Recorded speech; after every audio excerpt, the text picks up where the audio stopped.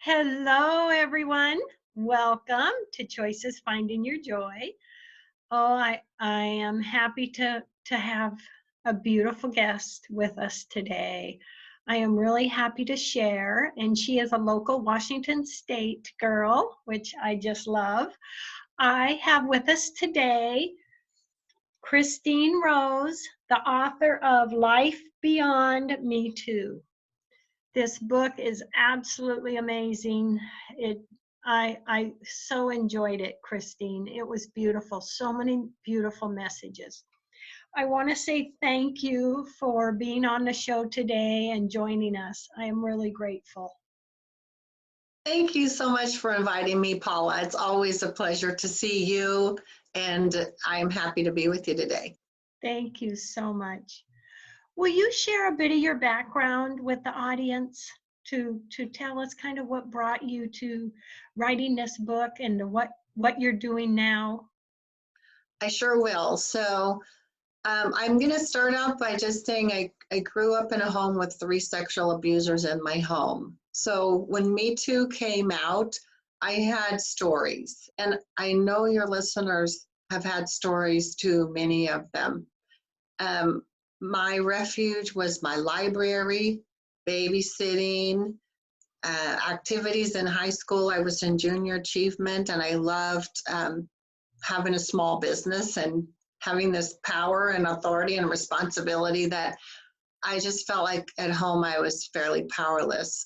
So I remember being in my girlfriend's Girl Scout troop. I was invited to participate even though I wasn't a member, and I got an honorary award for selling more cookies for her troop.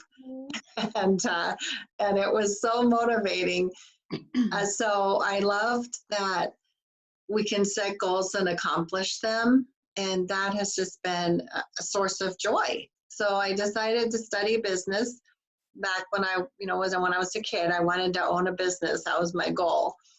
I ended up working in in my professional career in business development, and then I took a long break to stay home with my kids because I wanted to provide safety for them that I felt like wasn't available to me.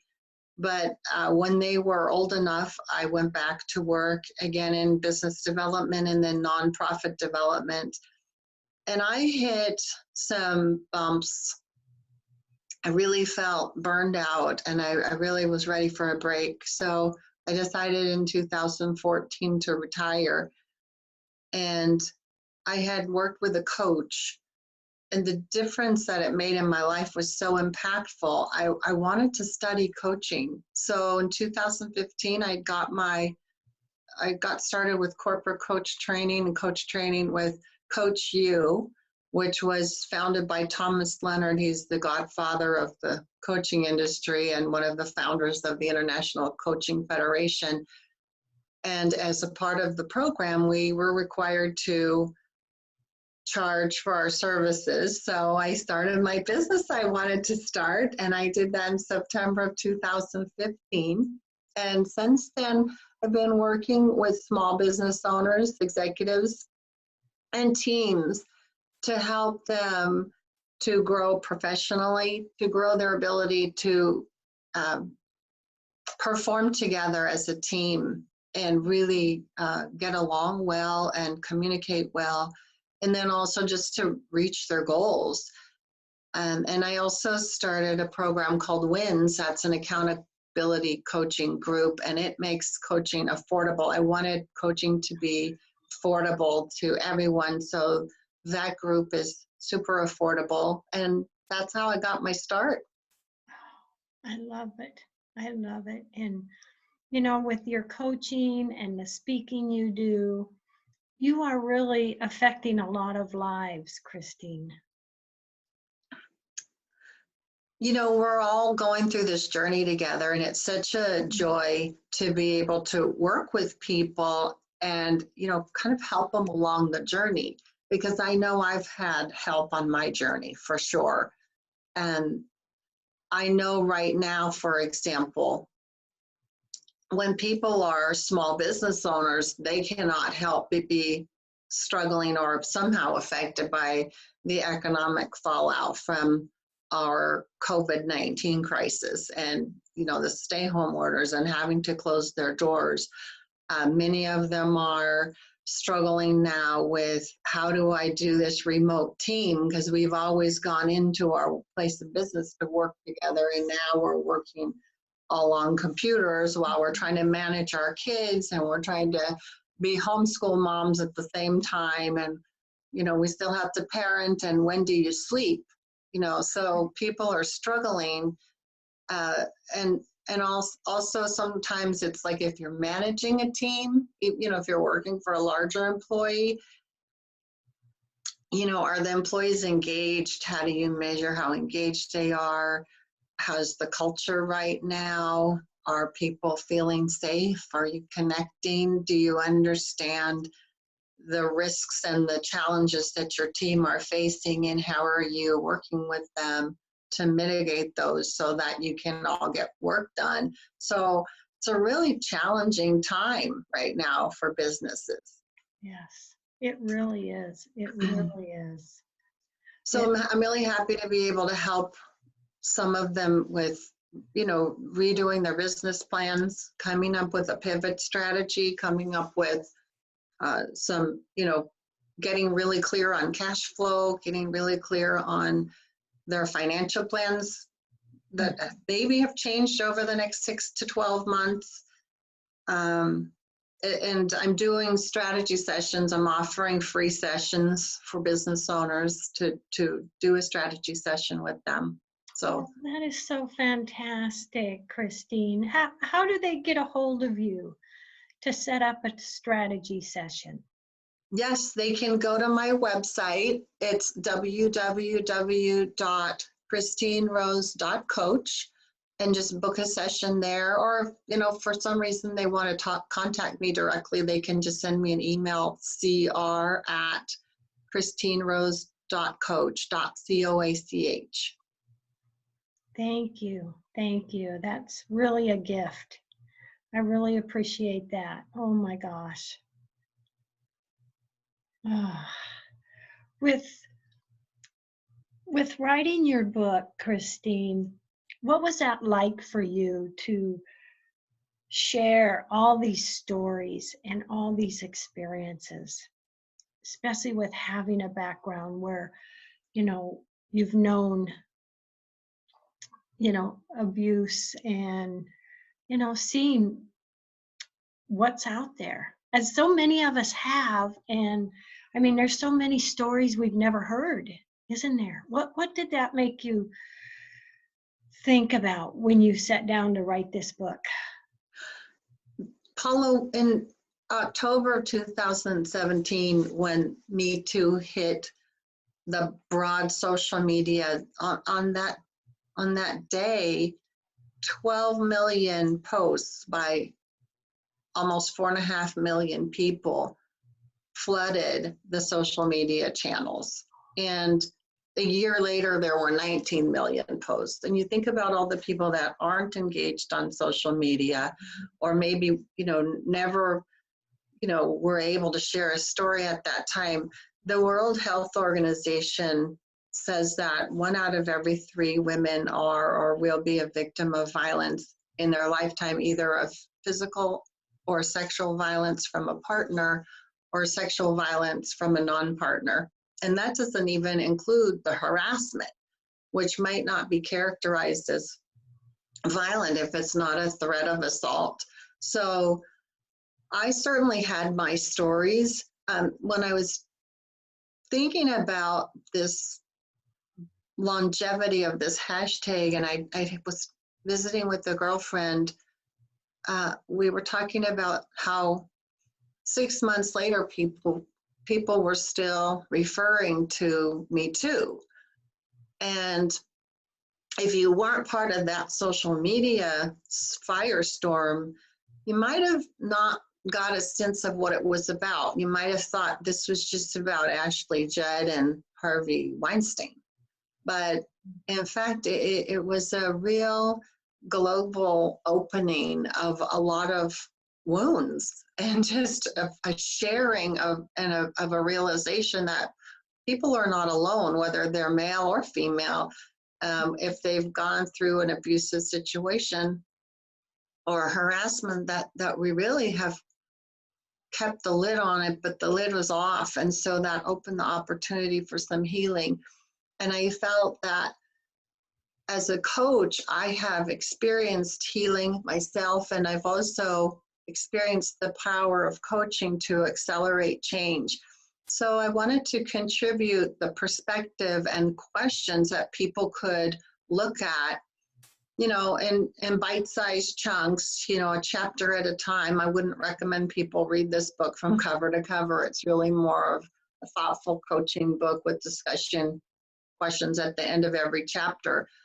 But I really wanted to help people be able to process what happened and why this violence is so much a part of our culture, and what we can do as a culture to create deep root level change. Mm-hmm. So many of the stories, each story at the beginning of each chapter was contributed to the book by women who shared those stories. They're not all my individual stories. Yeah. Yes. And that's so true, Christine. We do need to address it at the root level, don't we? Right, because we have seen over and over again, for generations, really, generations, millennia, that there are power structures that allow for ongoing discrimination and abuse.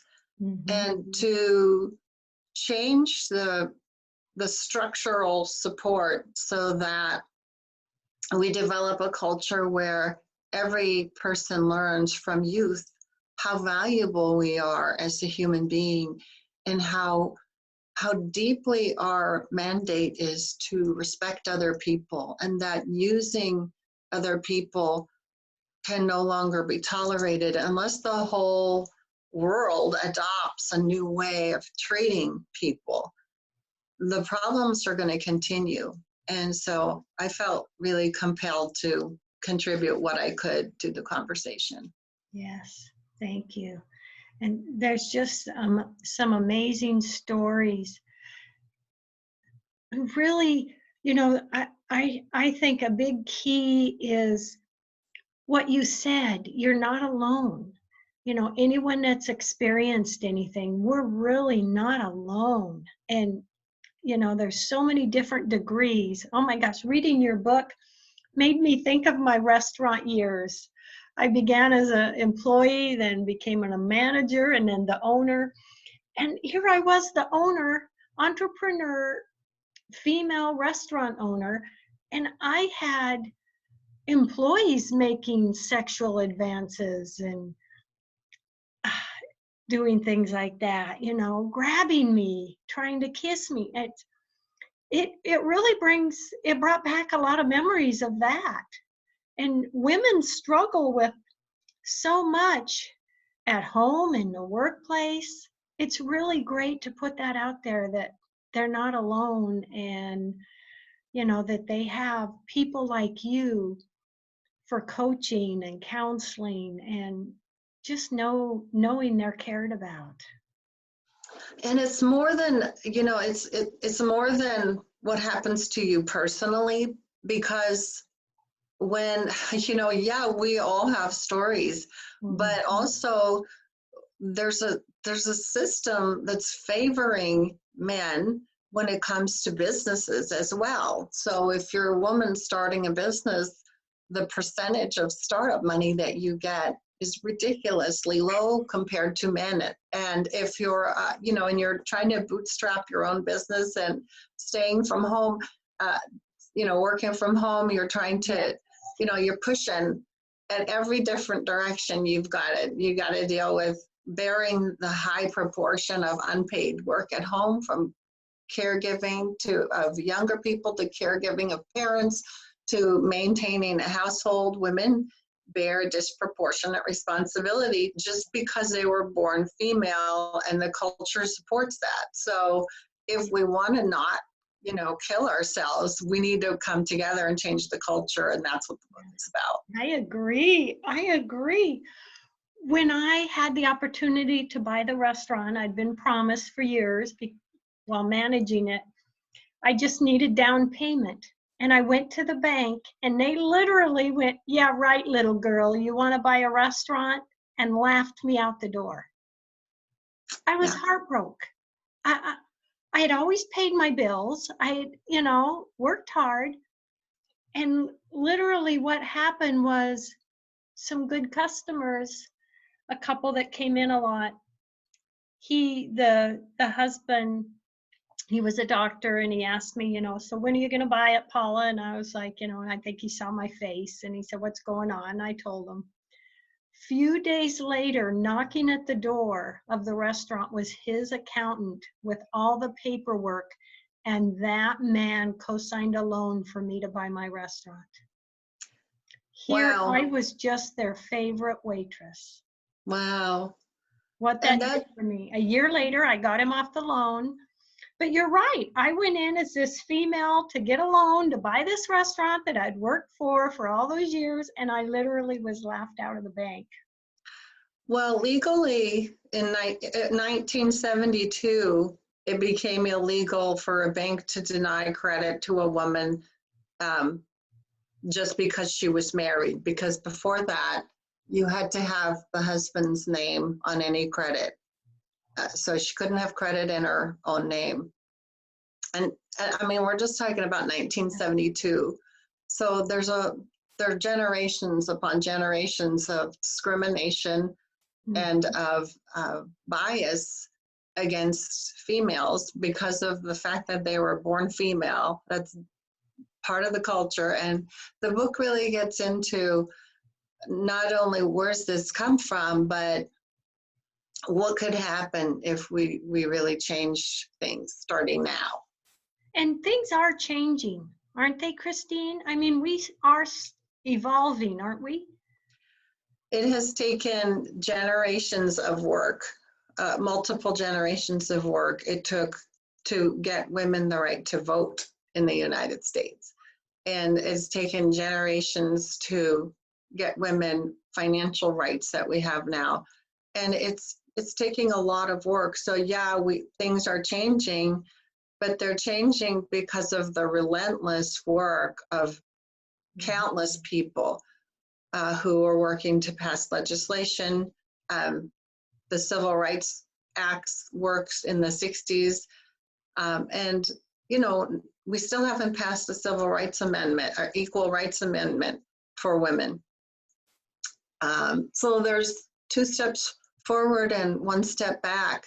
If you look at the risks that are facing women and children because of the largest internet industries, which is pornography and human trafficking, we're seeing risks now that we never saw 2 generations ago or even 50 years ago.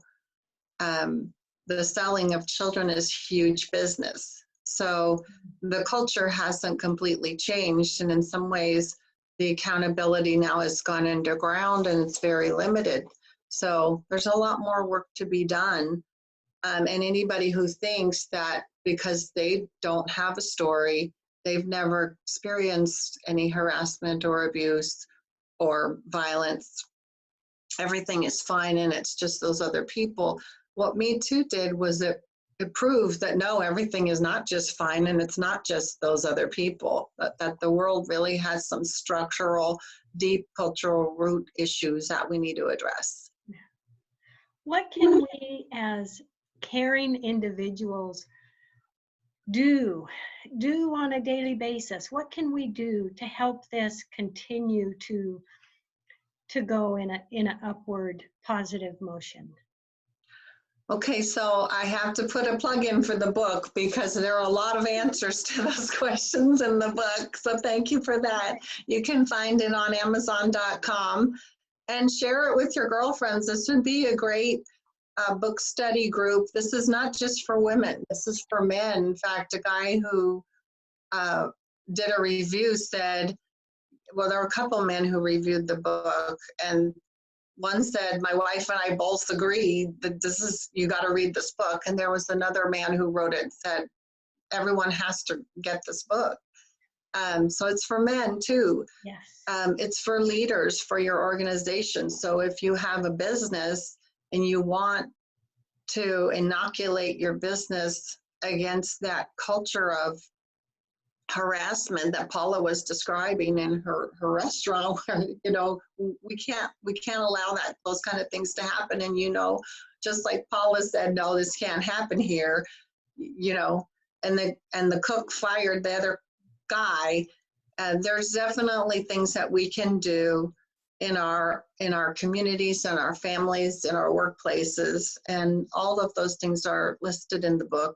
And part of it too is just being willing to have conversations. You know, if you are tired of reading about COVID-19 and you would love to come out of your home prepared to change the world to make it more just and equitable, this would be a great time to pick up the book. Yes. Yes. Yeah, it is on Amazon.com. It's, you know, not only, you know, eye-opening and brings more awareness, it also brings more answers, more confidence in what we can do to make things better. I really have to thank you for that, Christine. I'm an optimist, Paula. I believe in the goodness of people too. Yes. You know, I do. I really have, you know, in spite of growing up in a challenging situation, there are so many wonderful people in the world, and many of them are probably your listeners that are checking into your podcast right now. And so, you know, the first step to getting your power back is recognizing how much power you have.